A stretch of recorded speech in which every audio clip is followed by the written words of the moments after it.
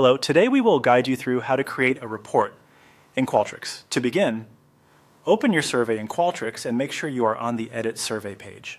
This is the main workspace where you manage your survey content, and it's the starting point for accessing reporting tools connected to that survey.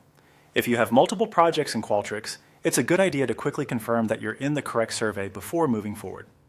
Once you're in the survey editor, look to the top of the screen and click on Reports. This section is where Qualtrics lets you build visual summaries and organize survey results into a format that's easier to review and share. Moving from the editor into Reports shifts you from building the survey itself to analyzing and presenting the responses. After the Reports page opens, click on Create Report.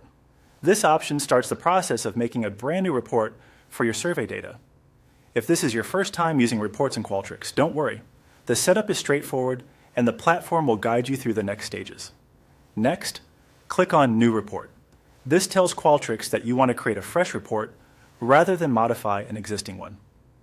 Creating a new report is useful when you want a dedicated view for a specific audience, project update, or reporting style. You'll then be asked to enter a name for the report. Type in a sample name or choose a title that clearly describes the purpose of the report. For example, you may want to name it based on the survey topic or the type of results it will contain. Using a clear name now can make it much easier to identify later, especially if you create multiple reports over time. After entering the report name, click Create. Qualtrics will generate the new report and open the reporting workspace for you. At this point, the basic report shell is ready, and you can begin customizing it.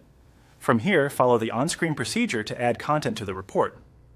Depending on what Qualtrics shows in your account, this may include adding visualizations, question summaries, charts, or other report elements.